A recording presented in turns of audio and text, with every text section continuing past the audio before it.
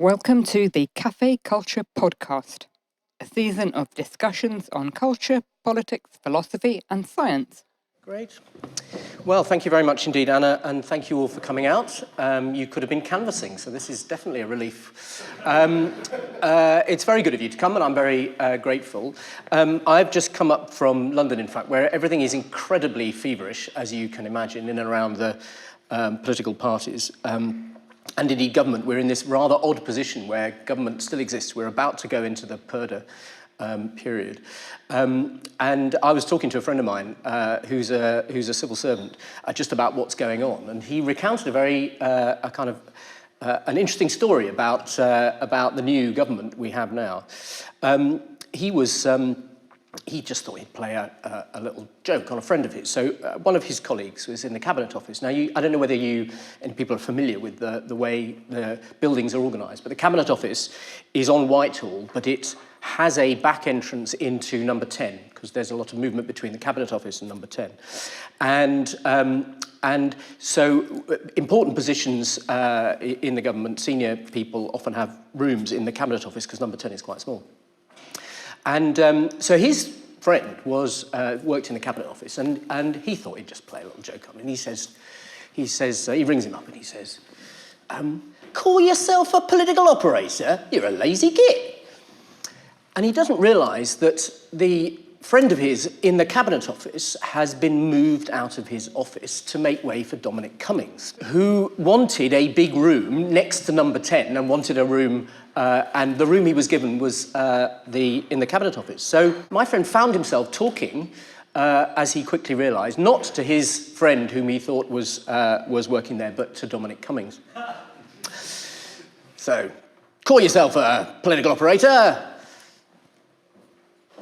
You are speaking to Dominic Cummings, the Chief of Staff of the Prime Minister, the Chief Special Advisor, the boss of all the Special Advisors, and the architect of the Leave campaign.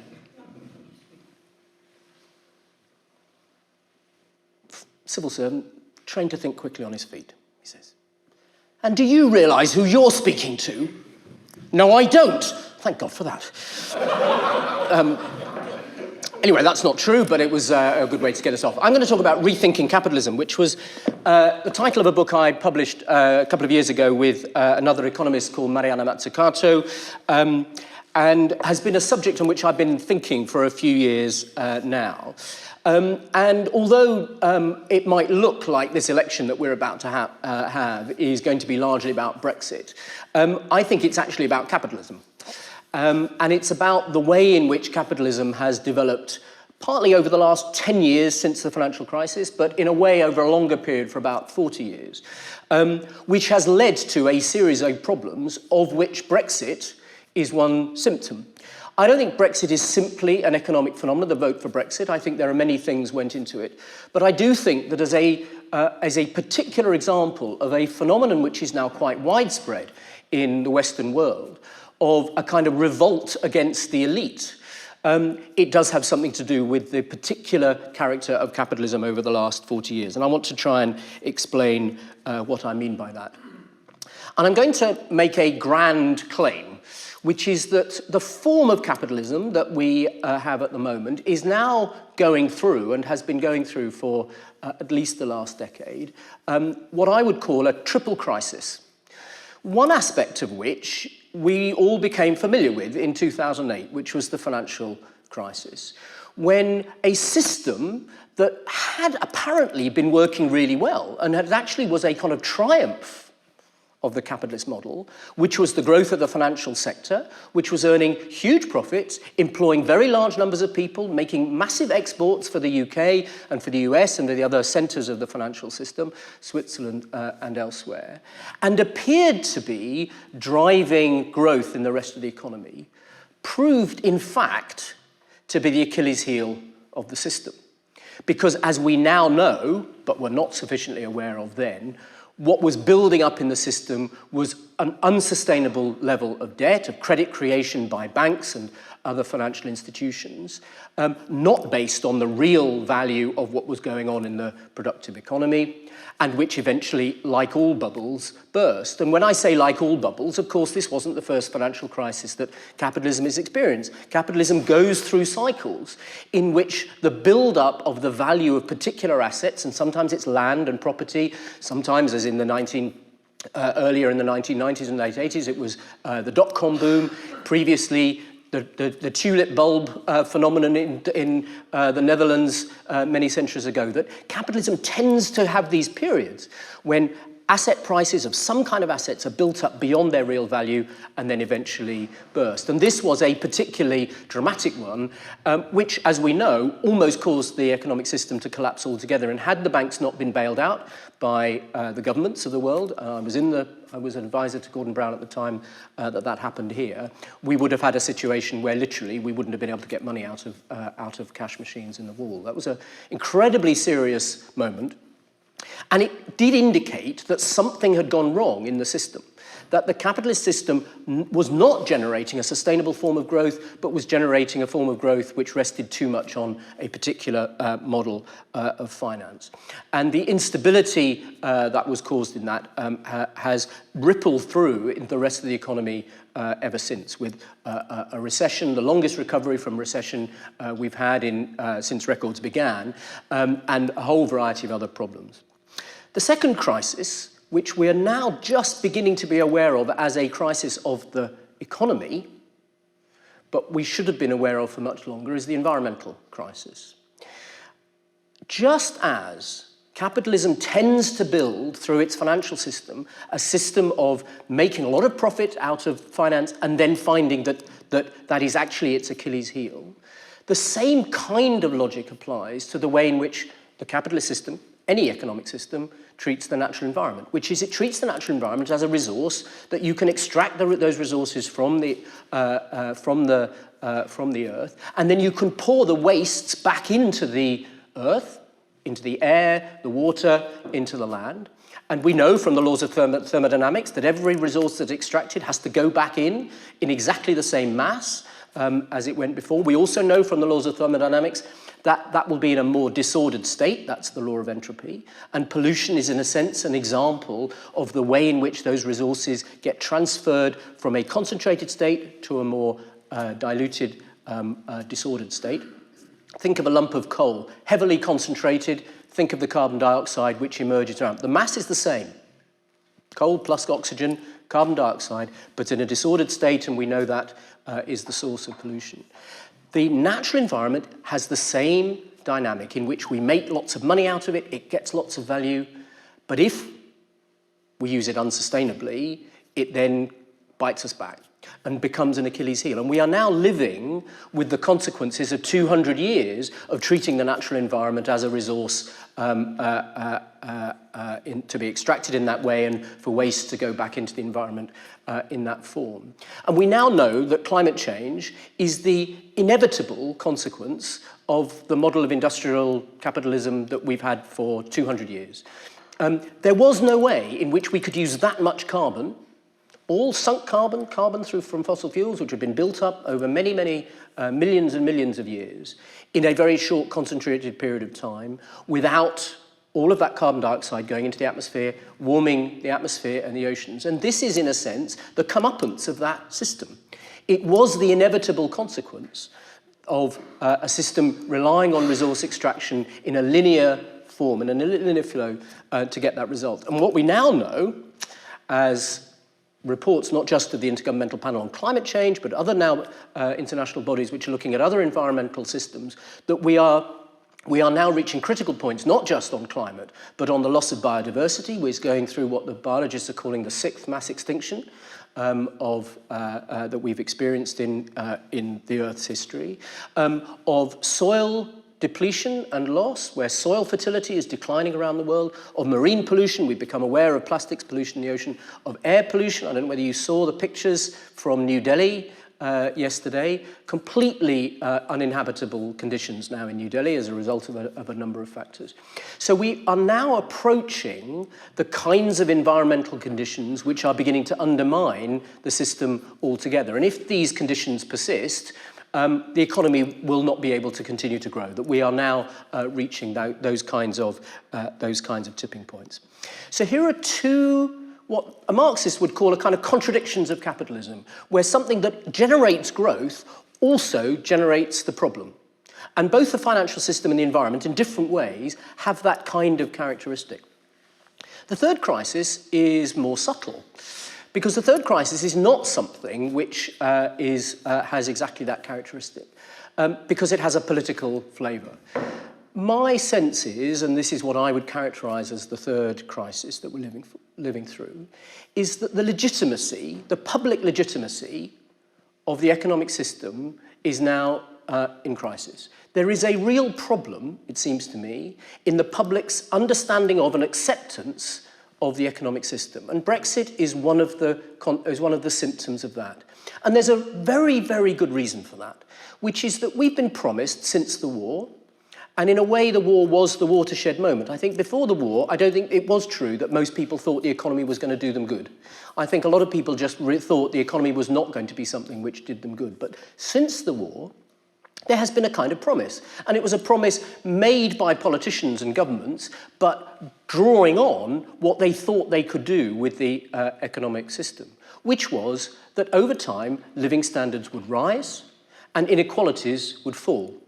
And that broadly speaking, with bumps in the road as we went through business cycles and so on, people would get better off, their children would be better off than they would be, and that broadly speaking, the huge inequalities that had existed in the 19th century, right the way up to the Second World War, would be diminished over time, and we would become a more equal, a more cohesive society. And broadly speaking, if you look at the data, if you look at the rise in living standards and consumption, the decline in inequality, that was true up till about the mid-1970s. So for about 30 years, between the end of the Second World War and the 1970s, that promise was broadly true.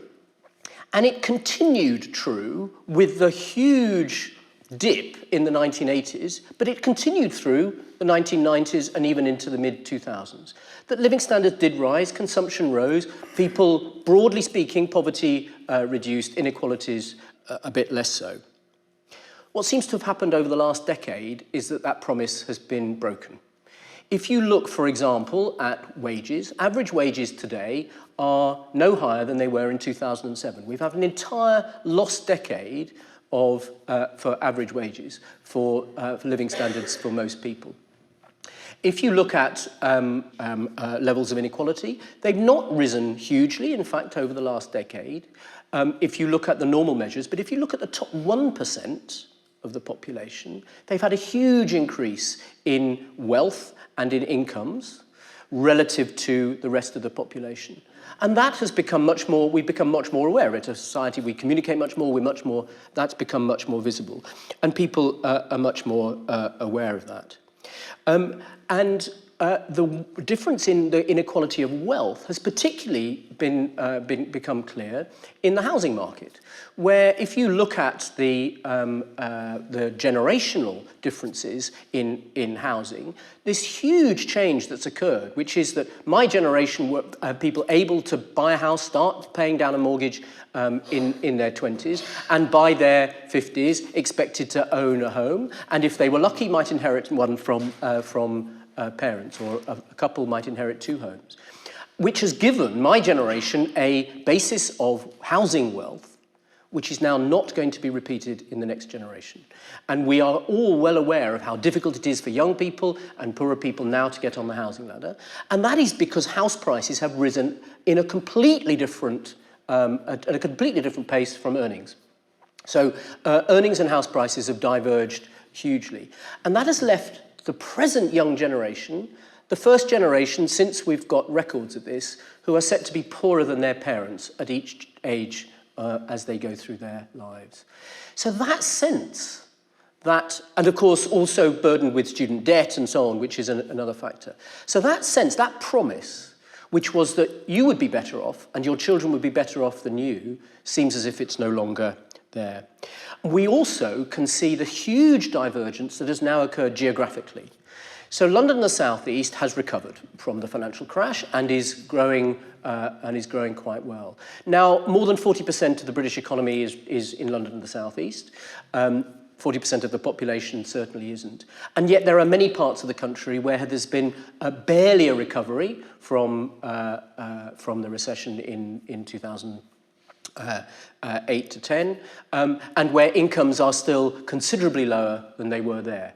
This is one region, and you will be familiar with the difference between what happens in metropolitan areas, which have seen some growth, particularly in their urban areas and so on, and the peripheral areas where there are not. And that divergence is increasing, so we are becoming more unequal geographically, and the UK is now the most geographically unequal country in Europe. So that dispersion of economic activity, that divergence between the centre in London, the South East, and the rest of the economy is getting worse. And you can see what happens in communities where living standards are not rising, where incomes are not rising, which is that they die. And their high streets get turned into places that no longer seem to have any life, that are full of pound shops, betting shops, and others where shops are boarded up. And when that happens, that affects everybody, as people know. It doesn't only affect the people on low incomes or whatever, that affects a whole community. And that sense, in many parts of the country, that the economy is simply not generating wealth for us as a community anymore, has become palpable in many parts of the country. And I don't need to, I suspect, go further into that here. And the other thing that's happened in this period is the increasing precarity of jobs. So the labour market has begun to bifurcate. There are some people who have the kinds of jobs which have existed since the war. Good jobs, decently paid, with pensions, with good employment conditions. And there's now a whole bunch of other people who don't have jobs like that, who have jobs that have very poor working conditions, very low pay, many of them now on 0 hours contracts, which have gone from 150,000, 160,000 10 years ago to about 1 million now. A lot of people in part-time work, not working full-time. Many people with more than one job because they can't get jobs that pay properly and they only can get part-time jobs. And a huge amount of self-employment, most of which is not the people creating new businesses, but is people being contracted as self-employed contractors. Some people self-contracted and on 0 hours contracts, which has bifurcated, in a sense, our labour market. Some great jobs, perfectly good jobs, and a lot of people without them. And people who are much less secure in their incomes and their work and so on, much more difficult to plan a life around insecure work.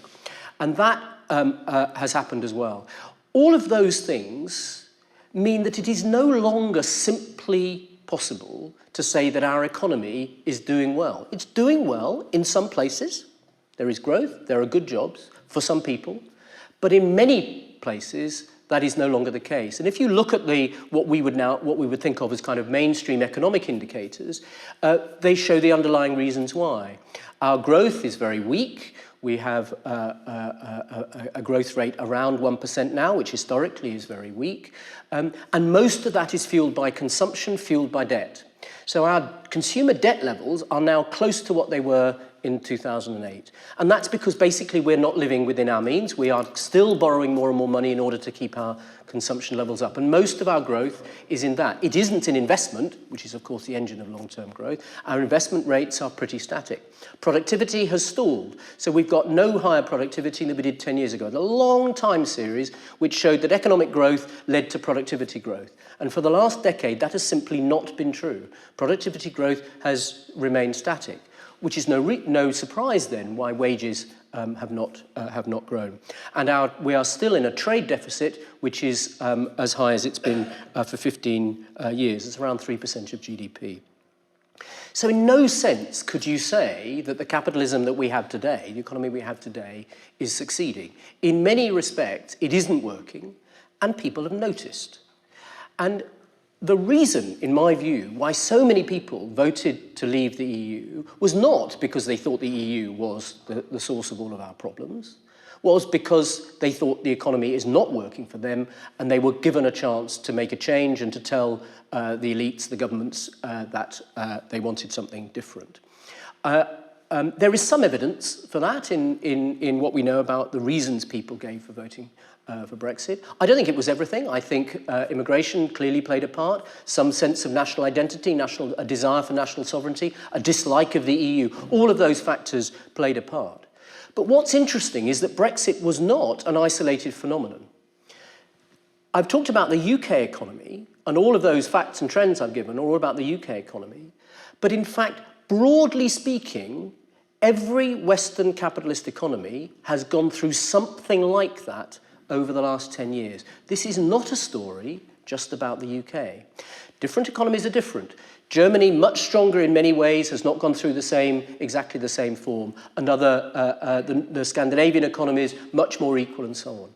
But broadly speaking, that trend of static investment, static productivity, wage growth relatively little, in some cases stagnant like it is ours, rising inequality, rising wealth inequality is common across the Western capitalist world. And of course, America has this even worse than we do. The stagnation of working class wages, average wages in the US, has been going on for 30 years. Average wages in the US are barely higher now than they were in the 1970s, let alone 2007, which is the story for us. And you can see, if you have looked at what's happening in the US, this extraordinary deindustrialization, which has gone on in what they now call the Rust Belt, where the kinds of things that happened here in our industrial communities has happened in the US. And those are all the places that voted for Trump. Those are the places where blue-collar workers, former workers, no longer able to do the manufacturing, well-paid jobs that they once did, now working, if they're working at all, in service sectors. Many people now on opioids and the opioid addiction problem, particularly widespread in those areas, who voted for Trump. And Trump is in many ways a phenomenon similar to the vote for Brexit. It's a cry that we don't like the way this economy is run. It's not working for us. We want something radically different.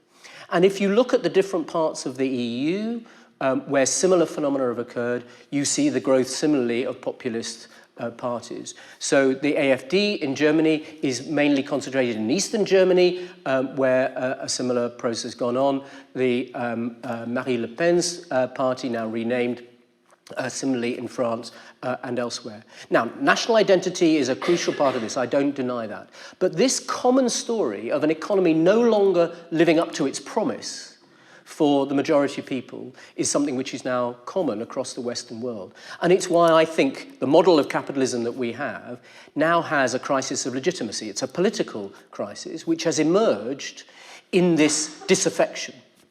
And I think populist parties of the left, and I don't think populism on the right and left should simply be equated, but I think it is the case that parties of the left, Mélenchon in France, for example, and Jeremy Corbyn's Labour Party, who are making a case against the elite, against the establishment that it's not worked, are responding to a similar feeling. The economy hasn't worked and for people, and it now needs to be changed. And that seems to me to be a phenomenon which we're unlikely to see change unless something actually is changed in the economy.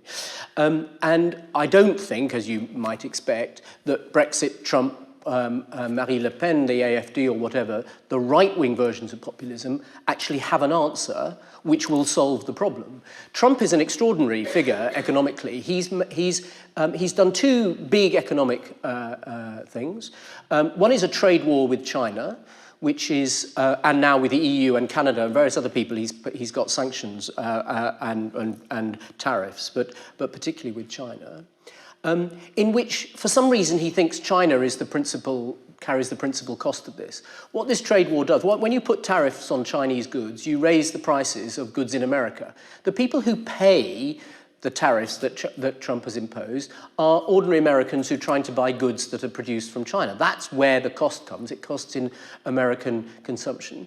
And of course, it doesn't simply create American jobs. On the contrary, the American economy is now so intertwined with the Chinese economy that the extra cost of Chinese imports is hurting American companies who import those products and who now have to sell them at higher prices. So his trade war is not helping the constituents he claims to represent. And as for his tax cuts, if you followed them, they have gone almost exclusively to the very richest people, to corporations and so on, and the poorest Americans have barely seen the tax cuts at all. So it is very paradoxical at the level of kind of economic rationality that Trump has voters, lots and lots of working class voters who believe that he is their representative in attacking the establishment, and in fact his economic policies are hurting them. We won't. Well, we can get into Brexit if you want to during the discussion. I'm not going to go into whether Brexit is good for the economy, but it isn't clearly an answer. There is no necessary outcome of Brexit which leads to some big change in the way in which our economy is structured. So my argument would be that we need a different kind of transformation of capitalism. And to think about what that would be, when I talk about rethinking capitalism, I think it's useful to understand the kind of capitalism we now have. So what I've tried to do so far is to say these are the problems that capitalism of the current kind has generated. Financial instability, environmental crisis, and now a crisis of political legitimacy because it's not generating the promised rise in living standards. But let's just try and characterize what kind of capitalism that is. I think there are 5 big features which, if you look over the last 40 years, characterize the sort of capitalism that we have. Most of these will be familiar to you. One is globalization. We live in a very globalized economic system, highly integrated supply chains between multinational and inside multinational companies who now contract out and trade with vast numbers of suppliers across the world. One of the reasons Brexit is proving so difficult is because we are such a globalized economy within Europe, but also beyond it. One of the reasons Trump's trade wars don't work is because the Chinese and the American economies are thoroughly intertwined. And if you look at the way in which big companies, global companies, operate their production systems, they are huge networks of trading, subcontracting, sub-subcontracting, and so on. And this system is now, has now driven our growth for about 40 years. And of course, it's had major impacts on where things are located. Production no longer located in our old industrial centers, but located in China, the Far East, increasingly Africa, and so on, specializing in new areas, and so on. So globalization is one of the crucial features to try and understand what's happened over the last 40 years. The second one is financialization. This is less visible, but obviously became a bit more visible during the financial crisis. We've had over the last 40 years, and particularly over the last 30, since the big deregulation of the financial sector, a growing financial sector in size relative to the size of the rest of the economy. So the financial sector used to be a rather small part of the economy, and it, broadly speaking, served other sectors, manufacturing, service sectors. We've now got a large financial sector relative to the size of the whole economy, and a lot of what it does serves itself. It makes profits within the financial sector. So through trading, for example, through the creation of financial products of various kinds. And we saw in the financial crisis what happens when those are kind of get out of the control of regulation. The financial sector is extremely profitable. It's had a consistently much higher rate of profit than the rest of the economy. And it has driven an explosion of debt. If you look at the graphs, you can see that over the last 40 years, debt as a proportion of the global economy, not just in the UK, has risen hugely. That debt has been issued by banks and other institutions, and we've taken it on as consumers, so our indebtedness has gone up hugely. We've been driving much more of our own consumption through credit cards, through mortgages, and so on than we used to. So we are all much more indebted. Companies are much more indebted, and financial firms themselves are more indebted. So you've seen an extraordinary growth of the level of debt relative to the size of the economy as a whole. This has made it much more unstable because the value of that debt has gone up and down. There's been a search as that debt has increased for yield, for profits to be made from it, which has taken that into more and more risky assets. And so one of the consequences of this is many more financial crises. So if you look at the period of the last 40 years, there have been many more banking crises around the world than in the 100 years previously. There have always been banking crises, but never with the frequency. And this is a consequence of a system which has become much more financialized, where all those controls that were removed in the 1980s have allowed financial firms to find new ways of making money, which they didn't have before, and that has destabilized the economy and has driven an enormous amount of talent into the financial sector. So one of the things that people are now saying about this is the financial sector is actually too big. The financial sector will tell you we employ lots of people. It's absolutely true. Well over 1 million people employed in the financial sector. We make most of the UK's export income. That's also true. It's hugely valuable to our balance of payments. But it has a distorting effect. And the distorting effect is an enormous drain of talent into the City of London, into the financial sector, and investment no longer going into our productive enterprises. The third crucial component of this is monopolization. I'm going to try and do these in 5 Asians, just to kind of, so they're catchy. By monopolization, I mean the increasing concentration of a small number of firms in most of the most important sectors of the economy. If you think about how many people make phones or provide phone services, network operators, or make cars. Making cars is actually one of the larger number of companies globally. Or provide search engines, or provide social network platforms, or make chemicals. They're tiny numbers of companies now. That in all of these major sectors, and this is true almost universally, there are now 5 or 6, or sometimes fewer, global giants, which control more or less all the production. There's lots of niche companies, but the big production is now, and this increasing monopolization is a very powerful feature of the new kind of capitalism that we've had over the last 40 years. And it's particularly true in the digital sector, where particular characteristics of digital platforms tend to monopoly. Basically, a digital platform has value because it has lots of users. And the more users it has, the more value it has. That is why Google has grown so rapidly, because once we all started using Google, there was no point in using any other platform. Once we started using Facebook, do you remember there used to be another one? What was it? Can anybody remember? Anna? MySpace. Anna is old enough to remember using MySpace. When MySpace predated Facebook. And for a while, MySpace was the social network platform. Facebook came along, better, more aggressive, destroyed MySpace. Now you have to be on Facebook if you want to engage in that, because that's where everybody else is. And so why has Uber, to take another platform, why has it been so aggressive in its practices? Airbnb, similarly. Because you need to be the monopoly. And once you're the monopoly, you have the commanding position. And so the digital platforms are a very special case of monopolization, in which tremendous power is being located in a small number of companies. The most powerful company now, I would say, is Amazon, which has completely taken over the retail market, as you've seen, but is also now a cloud provider, so has taken over the digital cloud and is providing a whole range of other services. And Amazon is now going into all kinds of areas. It's going to go into banking and various other areas. And Amazon provides us with a kind of poster child, in a way, of the kind of capitalism we have now. Because it is simultaneously the most profitable, the largest company in the world and the most profitable company in the world, and, as we know, one of the most disastrous employers, with treating its workers in its warehouses abominably, with surveillance practices as well as low pay and various other things. In that sense, it's a kind of paradigm of the modern corporation. The fourth area is exemplified by Amazon. The fourth characteristic is fragmentation, particularly fragmentation of the labour market. And this is the phenomenon I was talking about earlier, in which the labour market is no longer the same for everybody.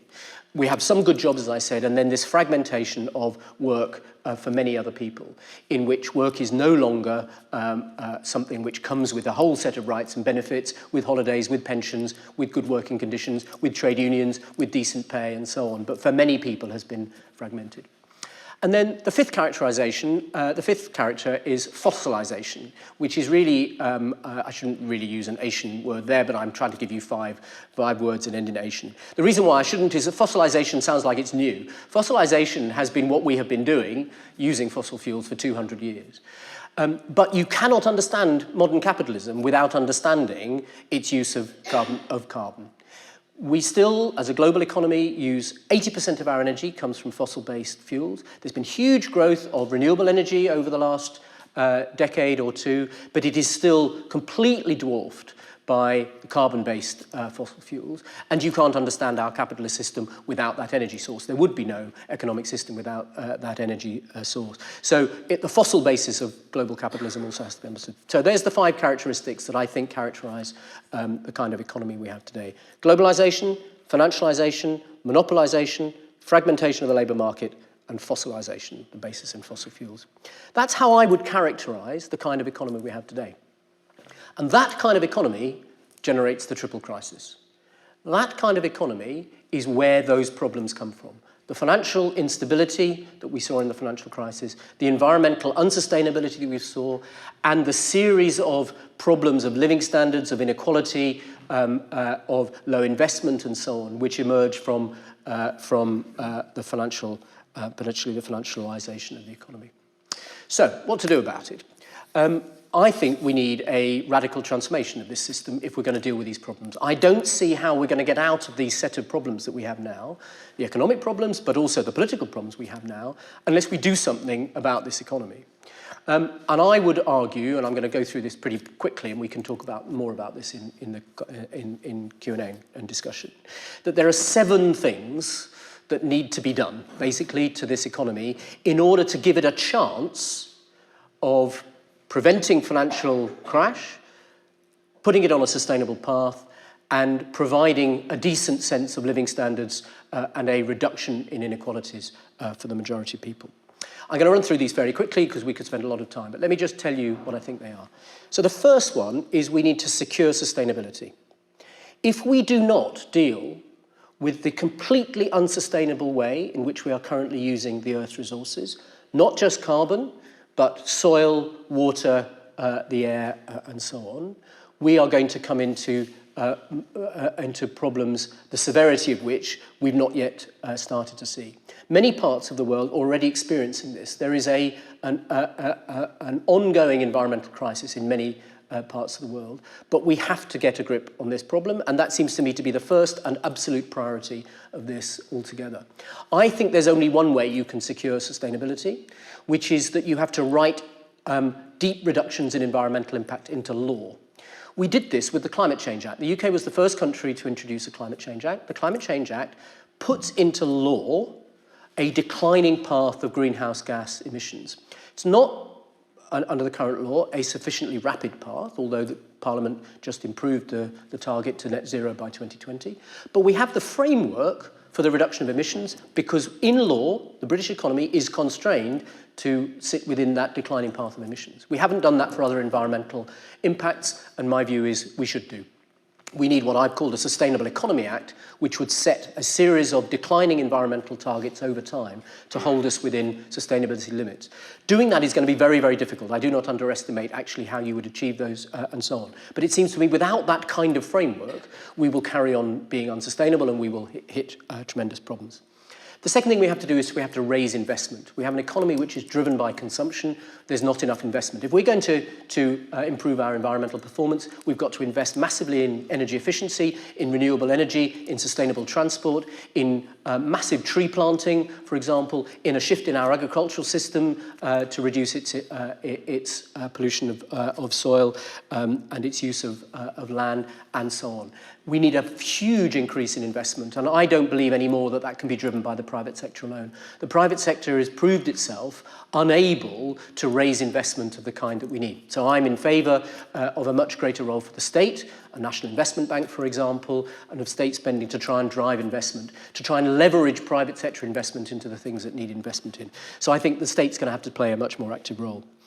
Thirdly, we have to redirect finance. We have a financial system that is serving itself, as I said, and we need to place much more constraints on the financial system and try and push it through regulation, through taxation and through other forms of constraints into productive investment and not into the kinds of speculative activity and trading and land investment that it's currently doing. Fourthly, I think we need to curb corporate power.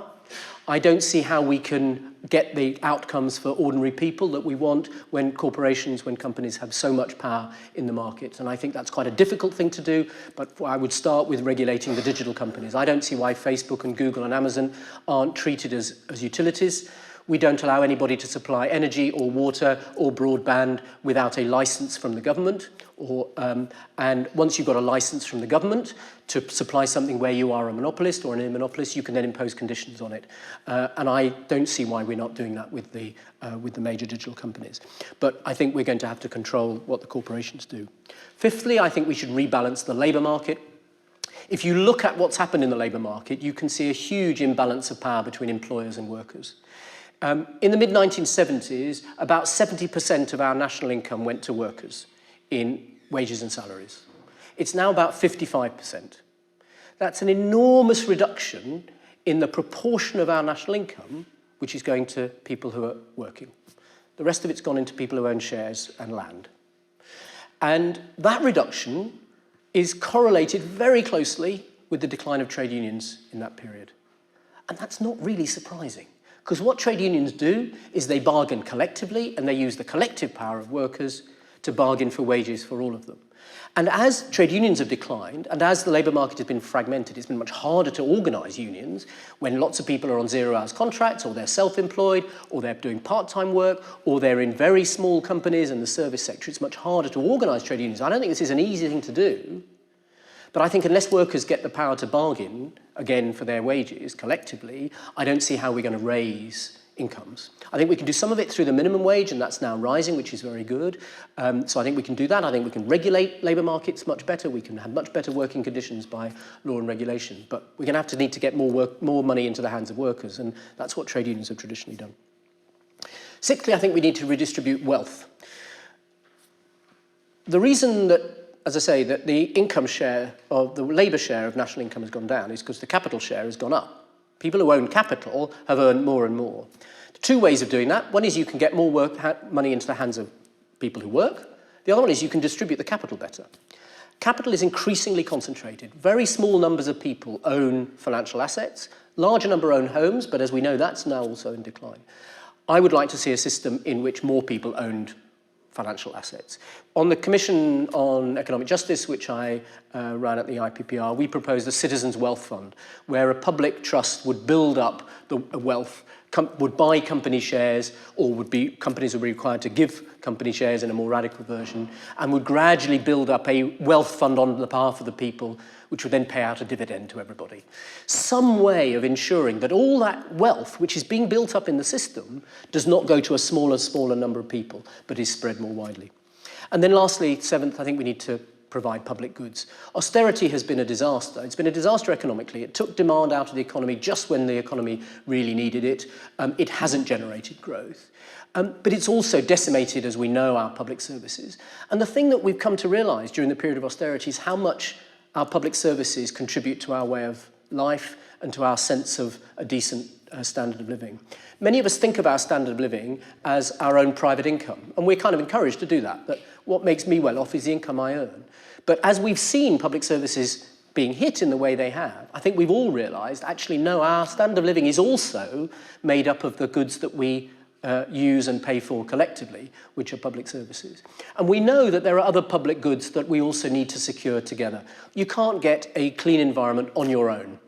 You breathe the same air as the next person. So that's something we have to do collectively. You can't create safety on the streets on your own. You can't buy it. We have to do that collectively. So the sense of security that we have together is something we have to buy together. You can't buy democracy and trust in politicians on your own. It's something we have to do as a society. And we are, I think, gradually recovering the idea that so much of what makes for a good quality of life, of a good living standard, is collective. It isn't individual, and my income alone will not secure it. We have to do this, in the end, through the things we do together, and that means the taxes that we pay, because that's our way of providing collective public goods. So, in conclusion, my argument is we're living through a triple crisis of capitalism. Some really serious problems, financial, environment, and problems of legitimacy, because capitalism is no longer able to provide the promise of rising living standards and falling inequality that it once did. Secondly, that we need to understand the particular kind of capitalism that we've had over the last 40 years, globalized, financialized, with corporate monopolies, with a fragmented labour market and based on fossil fuels.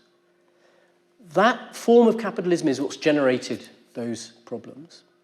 And we now have to, if we want to deal with them, we need a radical transformation of that economy.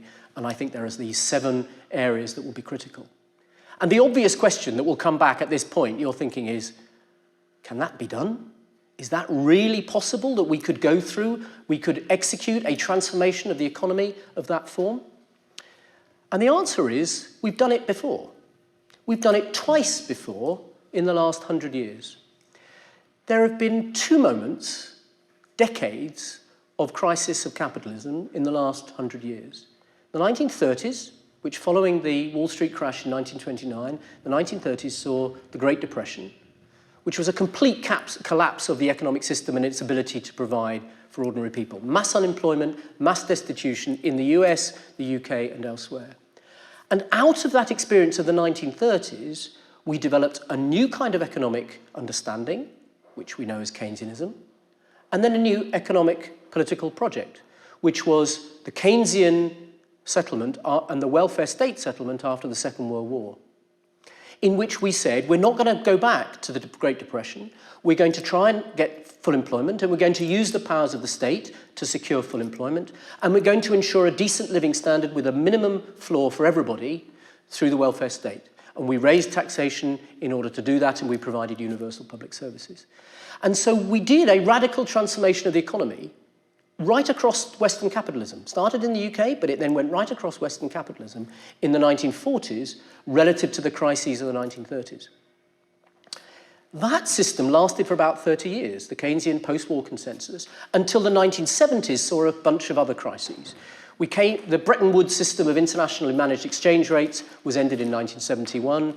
The oil nations raised prices in the 1973-4, quadrupled them. We went into a shock system. We had something called stagflation, which was simultaneous stagnation and inflation. And the Keynesians didn't seem to have any answers. Those of you who remember the 1970s, it was a period of crisis. We couldn't manage that economy. And in the 1980s, we changed the system again. And the economic understanding changed. We had some free marketeers, Milton Friedman, Friedrich Hayek, who said there's a better way to run an economy than we've been running it for the last 30 years. We need to liberalize our markets. We need to liberalize labor markets, financial markets. We need to reduce the size of the state, introduce marketization into the state. And we changed the system very radically in the 1980s. And that system has now lasted about the same amount of time, 30-odd years. But that system has also now run into crisis. The financial crash in 2008 was the first symptom of that, and the other things that I've been talking about, environmental crisis, the crisis of legitimacy, are the symptoms of the crisis of the free market system that was introduced into the 1980s. So it isn't impossible to radically transform your economy. You need a different set of economic ideas. And one of the interesting things that's happening, and it's reflected in this book, and it was why I edited this, is there's a ferment of ideas within the economics profession about how you can run an economy differently, how you can understand the economy differently. And then you need one other thing. Because it wasn't ideas alone that led to the change in the 1940s, from the 1930s, and from the 1980s, from the 1970s. There was something else. There were elections. And there were elections of governments that wanted to change the economy. In 1945, a different kind of government with a different set of objectives came in. And even though it was opposed, the Labour government of that year was opposed by the Conservatives in that year, within one electoral cycle, within one parliament, the Conservatives were agreeing with the core basis of the post-war settlement, did not dissent from it. Similarly, in 1979, it was the election of Margaret Thatcher and the US President Reagan in that same year, and then Helmut Kohl and others across Europe, which made the decisive change from the Keynesian system to the free market one. And then within a slightly longer period, that settlement was also accepted across the spectrum by Labour, broadly speaking, by Labour as well. It's very interesting that we're here at another election moment. The interesting question, it seems to me, underlying Brexit and underlying all the debates you'll hear in this election, is whether this is going to be another epoch-defining election in which the economic ideas of the last 40 years and the economic system of the last 40 years are radically transformed. That seems to me to be the interesting question we're now facing over the next few weeks. Thank you.